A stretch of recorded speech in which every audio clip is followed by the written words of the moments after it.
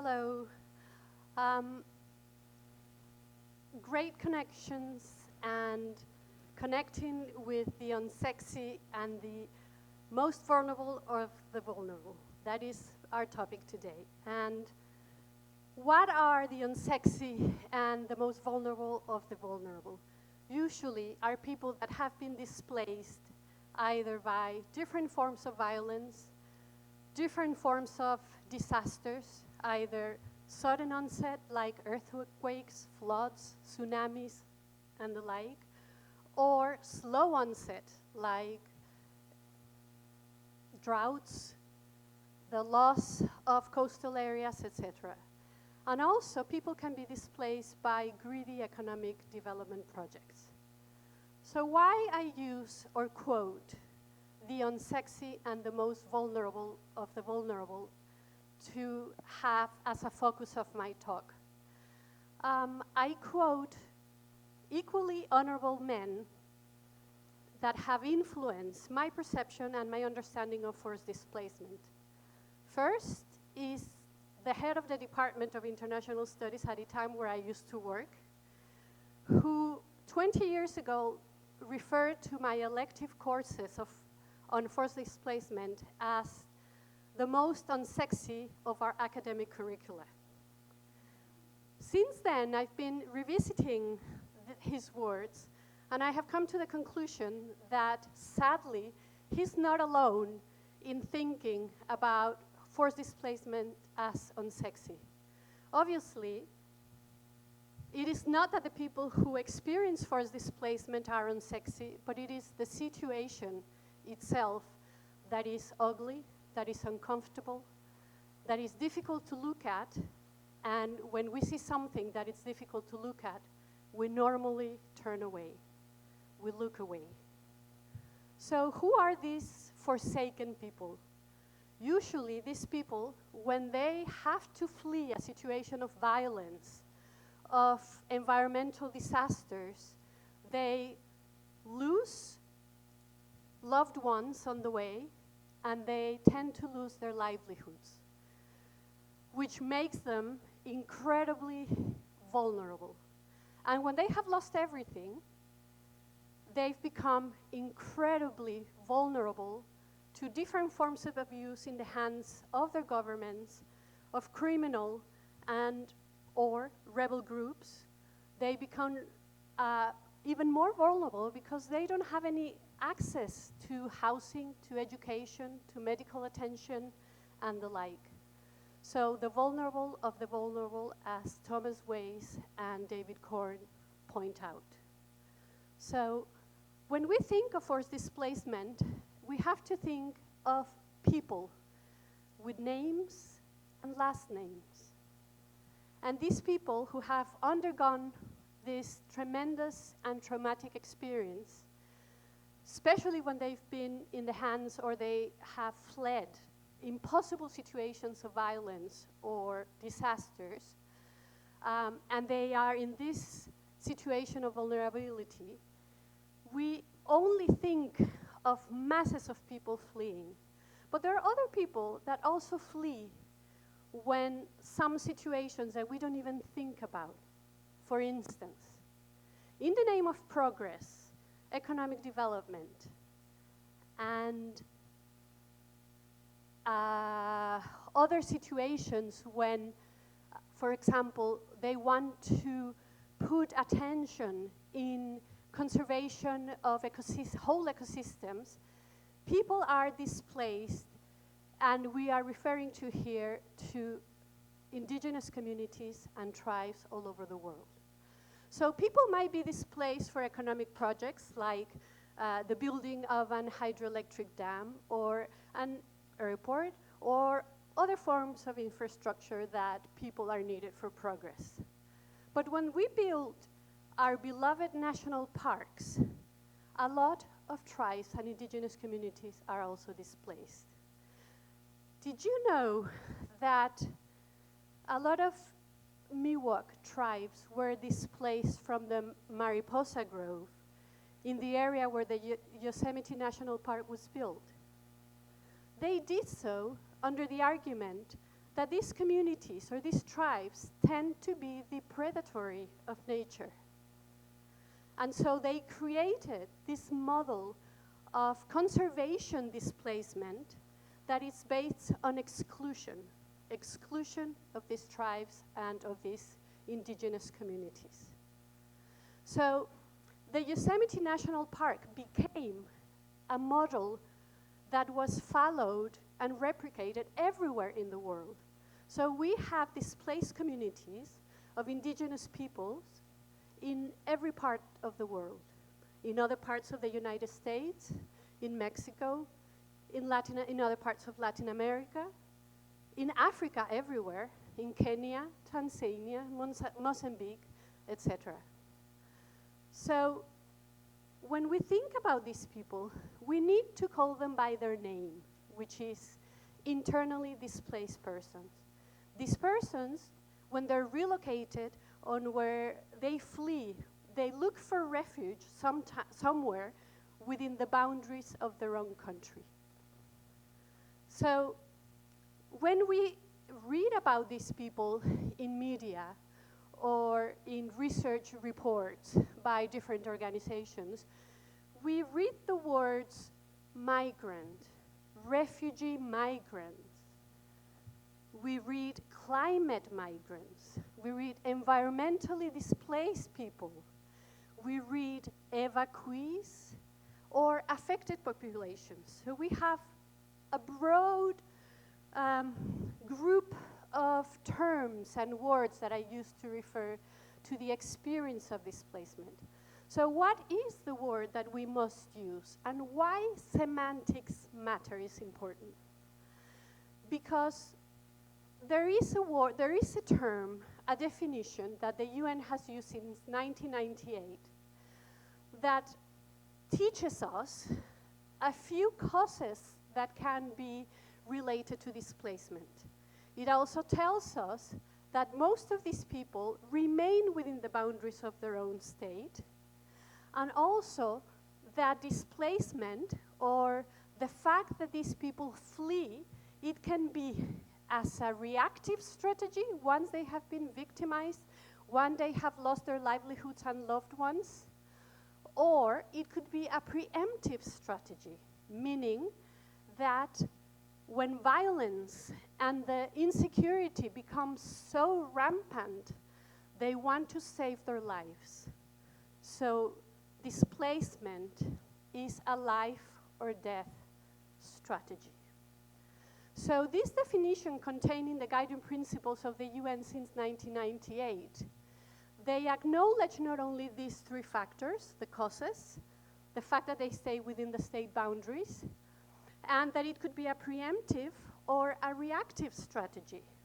But they also acknowledge within the guiding principles that these people and every person that experienced displacement tells us a story of great suffering and great loss.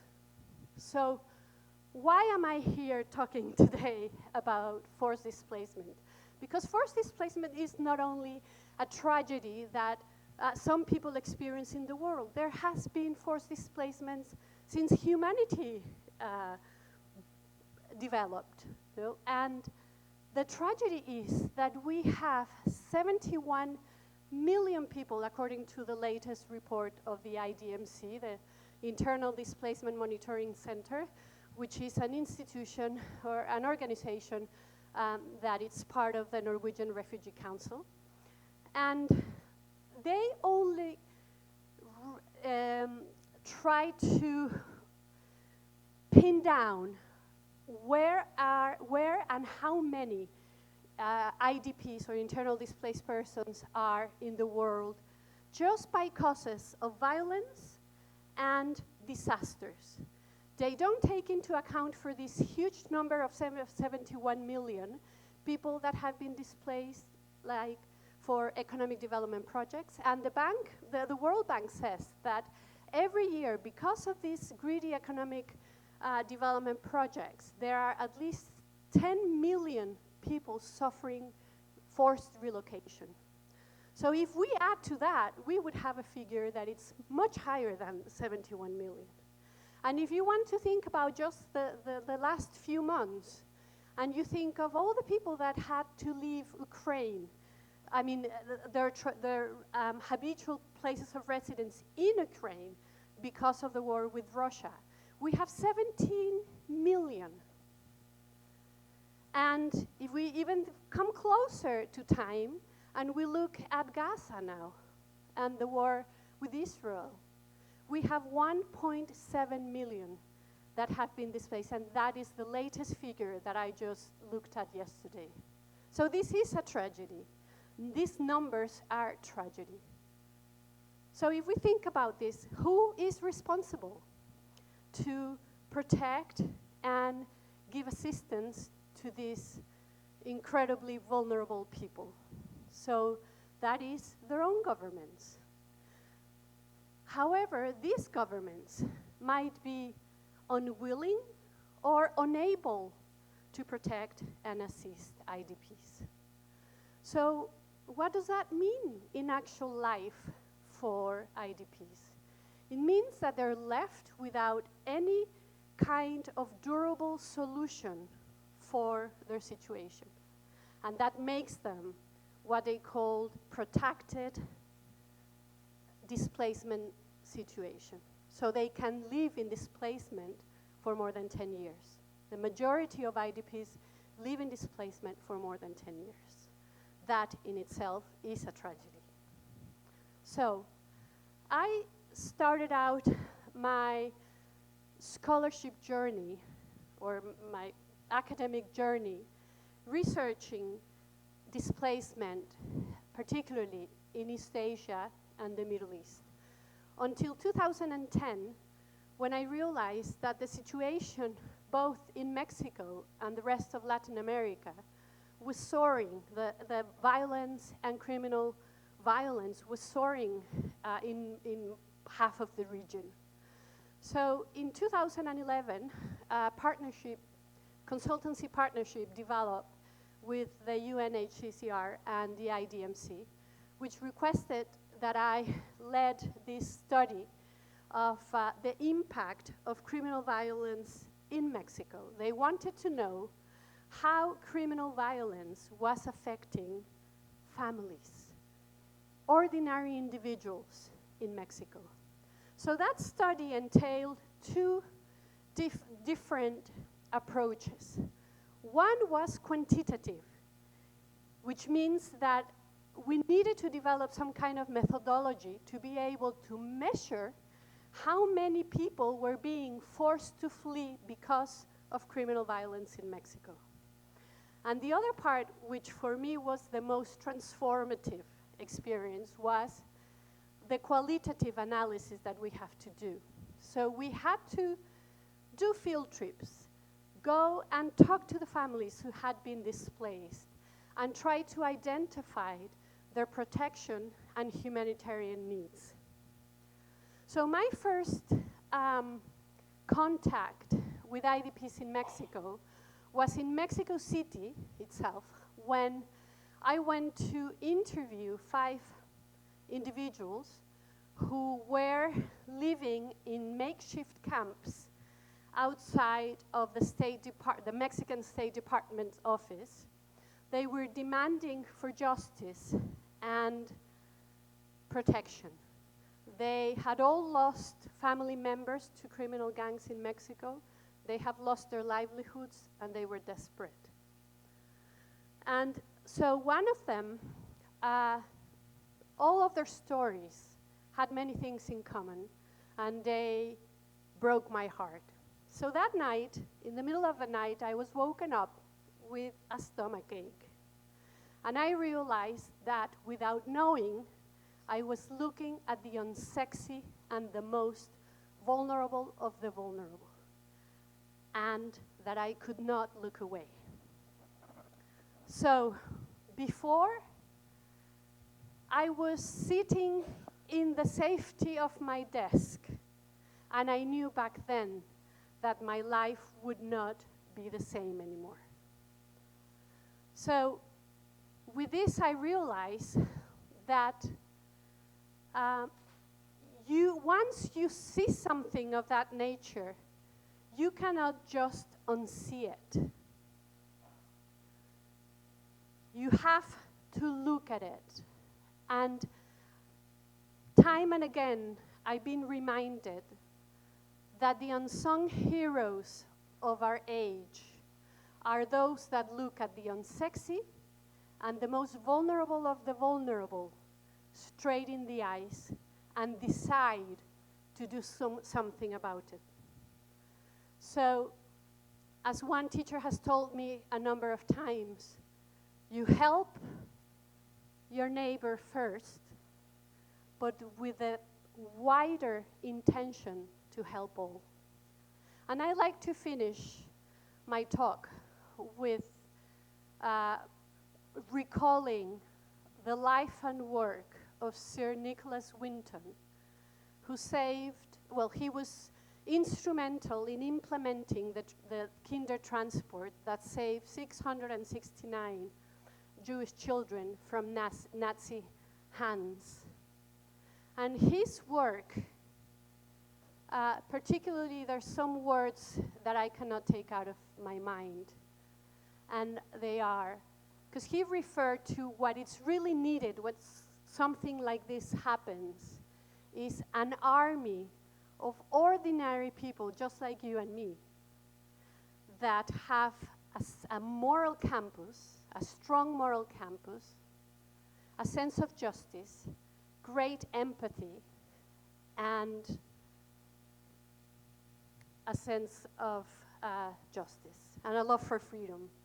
So thank you very much.